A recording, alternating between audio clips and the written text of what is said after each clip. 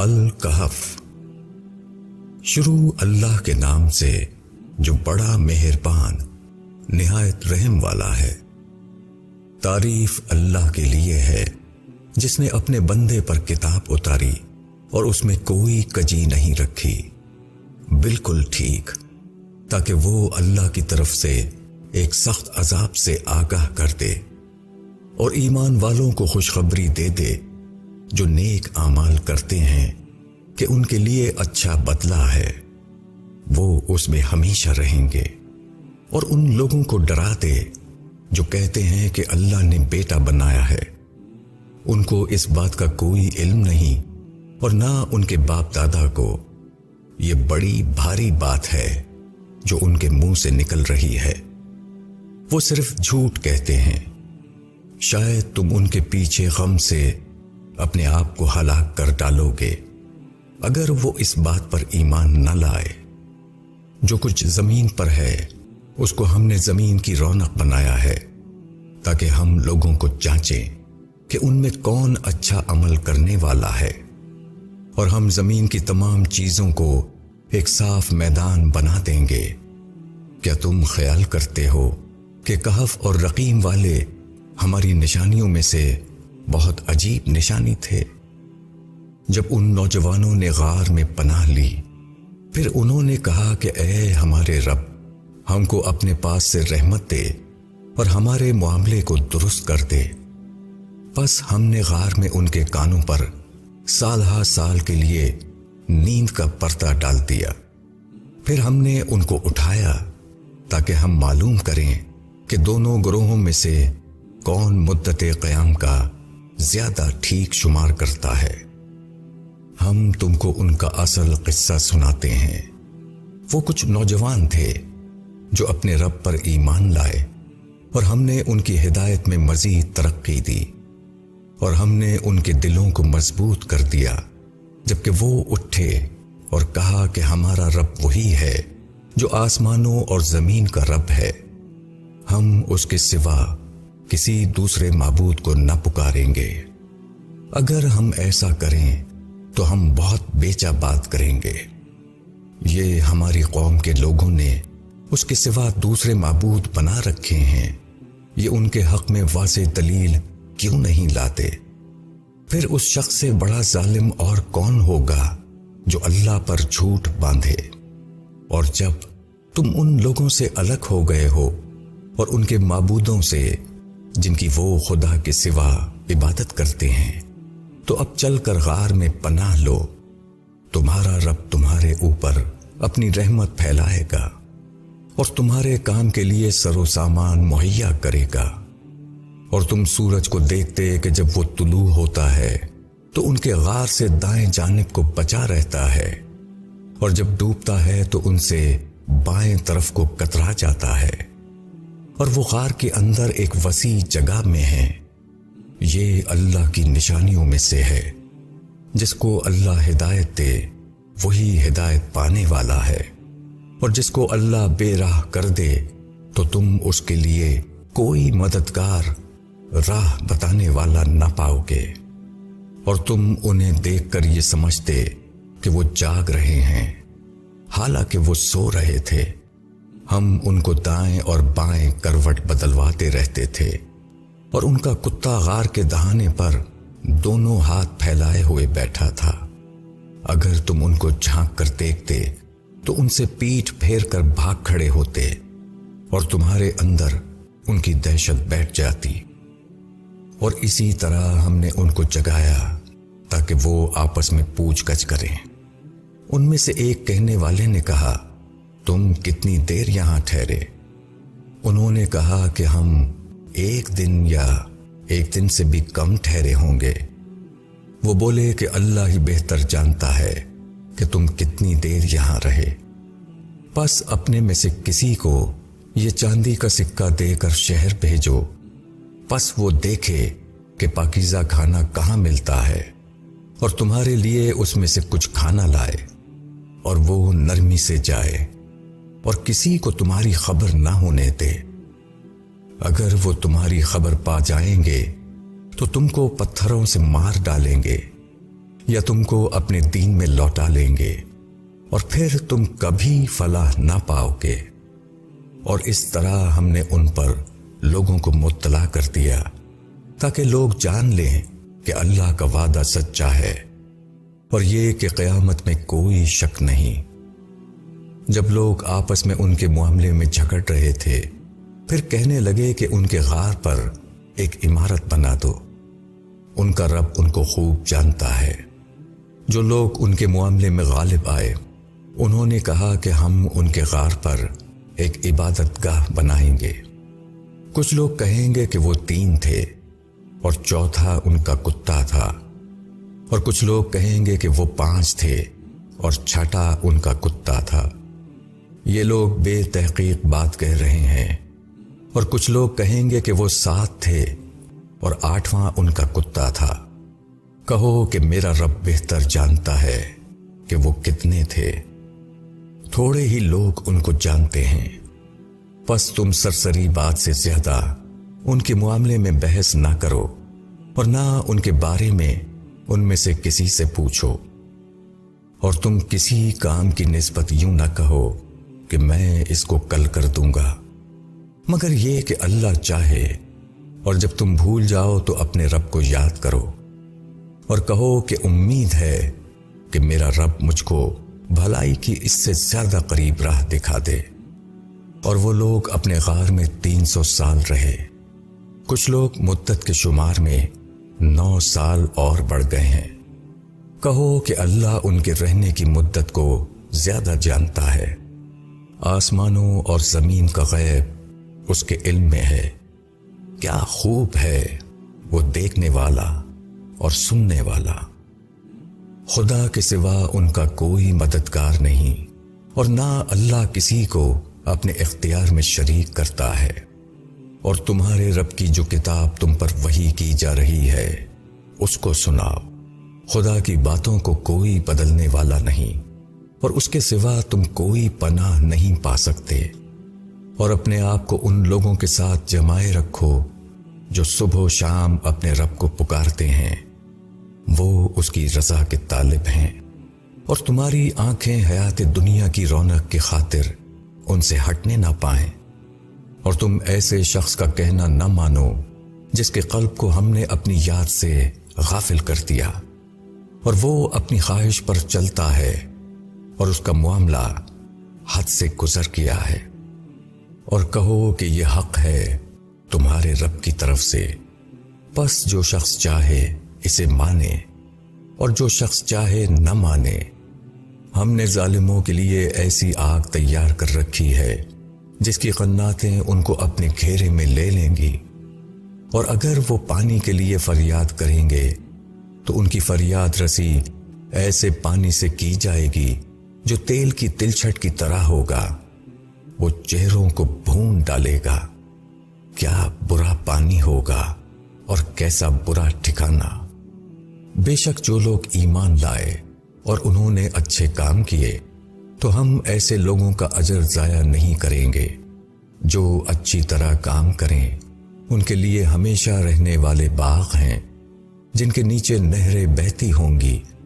वहां उनको सोने के कंगन पहनाए जाएंगे और वो बारीक और तबीज रेशम के सब्ज कपड़े पहनेंगे, तख्तों पर टेक लगाए हुए। कैसा अच्छा बदला है और कैसी अच्छी जगह। तुम उनके सामने एक मिसाल पेश करो। 2 शख्स थे, उनमें से एक को हमने अंगूरों के 2 बाग दिए और उनके गिर्द खजूर के दरख्तों का इहाता बनाया और दोनों के दरमियान खेती रख दी। दोनों बाग अपना पूरा फल लाए, उनमें कुछ कमी नहीं की।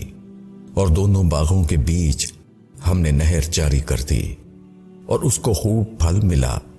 तो उसने अपने साथी से बात करते हुए कहा कि मैं तुझसे माल में ज्यादा हूं और तादाद में भी ज्यादा ताकतवर हूं।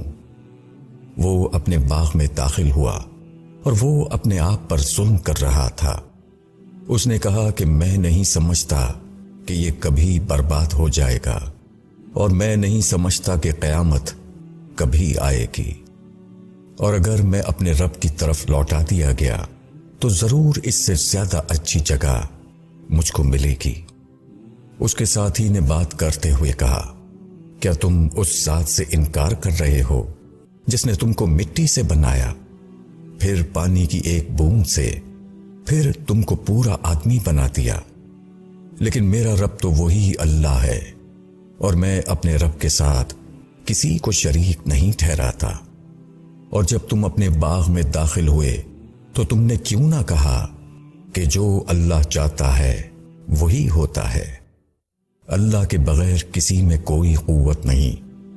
اگر تم دیکھتے ہو کہ میں مال اور اولاد میں تم سے کم ہوں، تو امید ہے کہ میرا رب مجھ کو تمہارے باغ سے بہتر باغ دے دے، اور تمہارے باغ پر آسمان سے کوئی آفت بھیج دے جس سے وہ باغ صاف میدان ہو کر رہ جائے، یا اس کا پانی خشک ہو جائے، پھر تم اس کو کسی طرح نہ پا سکو۔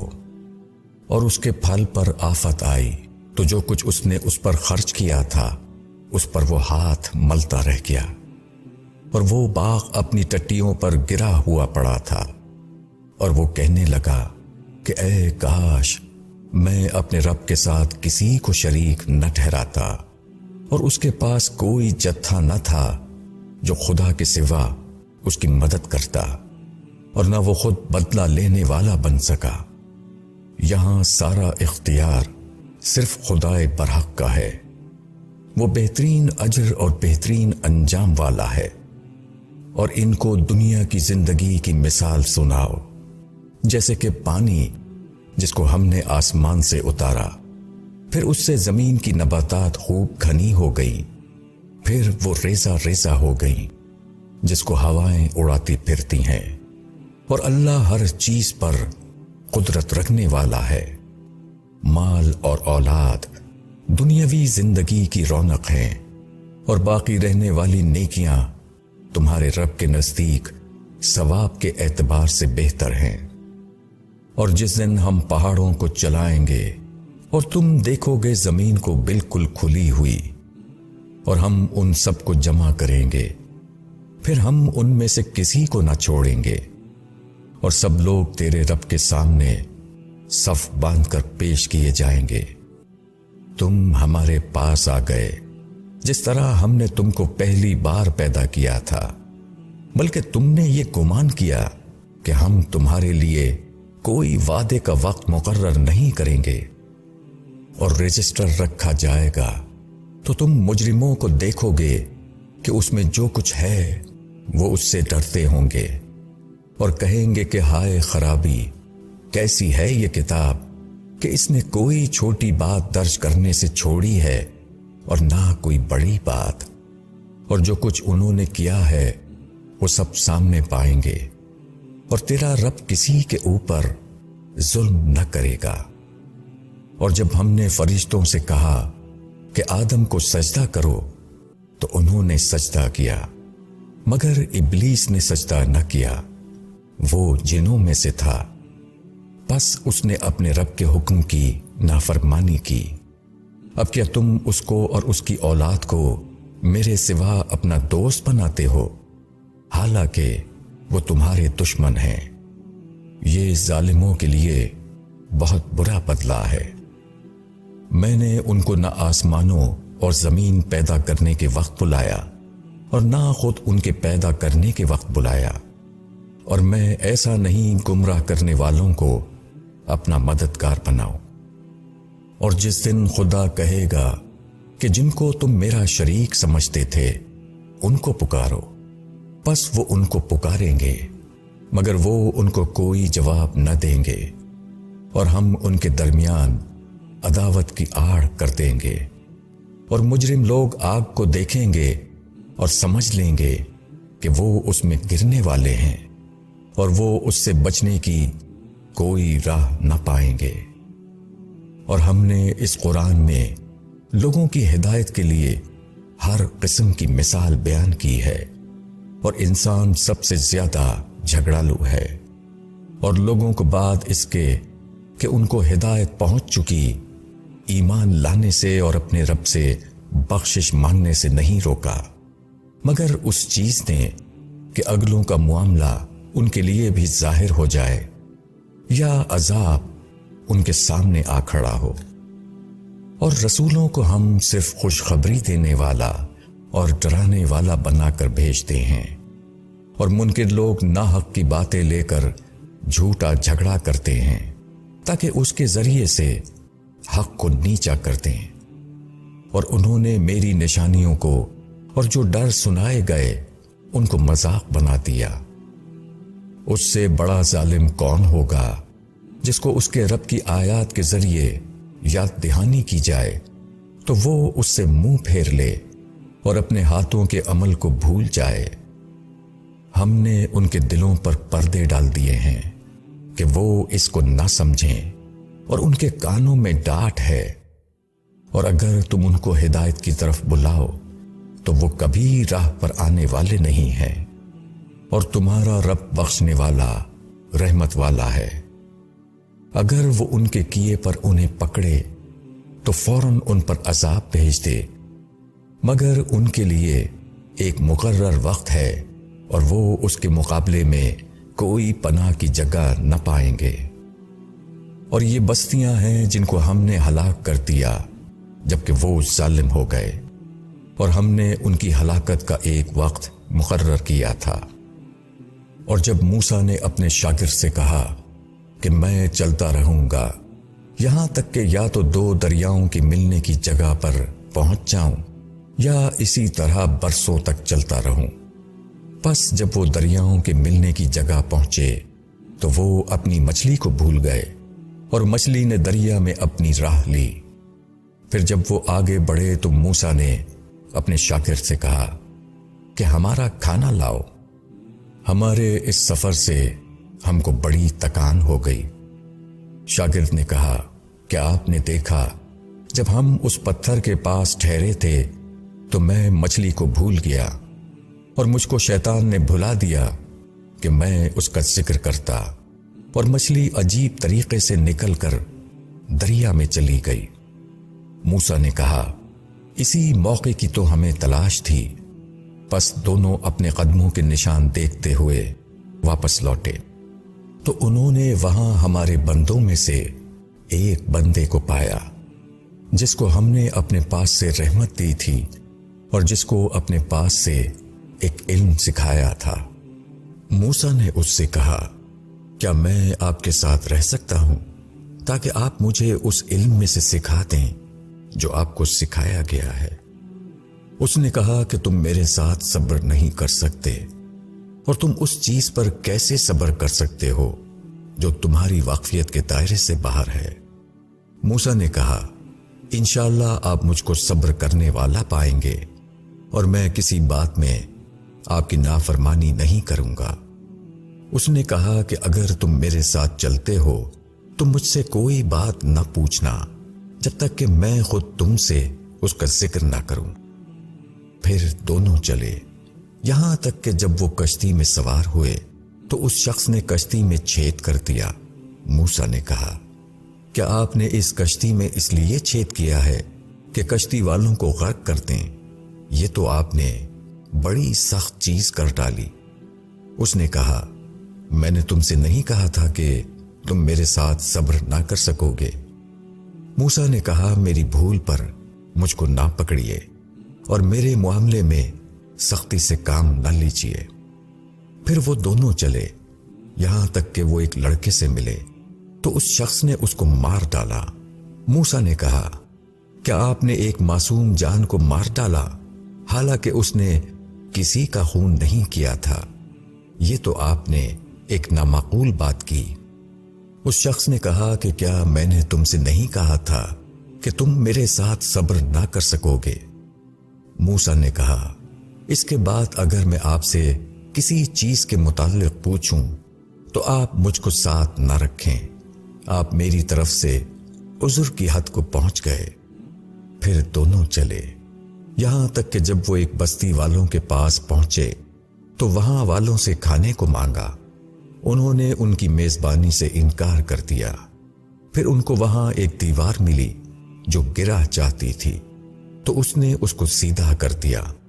موسیٰ نے کہا، اگر آپ چاہتے تو اس پر کچھ اجرت لے لیتے۔ اس نے کہا کہ اب یہ میرے اور تمہارے درمیان جدائی ہے۔ میں تم کو ان چیزوں کی حقیقت بتاؤں گا جن پر تم صبر نہ کر سکے۔ کشتی کا معاملہ یہ ہے کہ وہ چند مسکینوں کی تھی جو دریا میں محنت کرتے تھے، تو میں نے چاہا کہ اس کو عیب دار کر دوں، اور ان کے آگے ایک بادشاہ تھا جو ہر کشتی کو زبردستی چھین کر لے لیتا تھا۔ اور لڑکے کا معاملہ یہ ہے کہ اس کے ماں باپ ایماندار تھے۔ ہم کو اندیشہ ہوا کہ وہ بڑا ہو کر اپنی سرکشی اور کفر سے ان کو تنگ کرے گا، پس ہم نے چاہا کہ ان کا رب ان کو اس کی جگہ ایسی اولاد دے جو پاکیزگی میں اس سے بہتر ہو اور شفقت کرنے والی ہو۔ اور دیوار کا معاملہ یہ ہے کہ وہ شہر کے 2 یتیم لڑکوں کی تھی، اور اس دیوار کے نیچے ان کا ایک خزانہ دفن تھا، اور ان کا باپ ایک نیک آدمی تھا۔ پس تمہارے رب نے چاہا کہ وہ دونوں اپنی جوانی کی عمر کو پہنچیں اور اپنا خزانہ نکالیں۔ یہ تمہارے رب کی رحمت سے ہوا، اور میں نے اس کو اپنی رائے سے نہیں کیا۔ یہ ہے حقیقت ان باتوں کی جن پر تم صبر نہ کر سکے۔ اور وہ تم سے ذوالقرنین کا حال پوچھتے ہیں، کہو میں اس کا کچھ حال تمہارے سامنے بیان کروں گا۔ ہم نے اس کو زمین میں اقتدار دیا تھا، اور ہم نے اس کو ہر چیز کا سامان دیا تھا۔ پھر ذوالقرنین ایک راہ کے پیچھے چلا، یہاں تک کہ وہ سورج کے غروب ہونے کے مقام تک پہنچ گیا۔ اس نے سورج کو دیکھا کہ وہ ایک کالے پانی میں ڈوب رہا ہے، اور وہاں اس کو ایک قوم ملی۔ ہم نے کہا، اے ذوالقرنین، تم چاہو تو ان کو سزا دو، اور چاہو تو ان کے ساتھ اچھا سلوک کرو۔ اس نے کہا، جو ان میں سے ظلم کرے گا ہم اس کو سزا دیں گے۔ پھر وہ اپنے رب کے پاس پہنچایا جائے گا، پھر وہ اس کو سخت سزا دے گا۔ اور جو شخص ایمان لائے گا اور نیک عمل کرے گا اس کے لیے اچھی جزا ہے، اور ہم بھی اس کے ساتھ آسان معاملہ کریں گے۔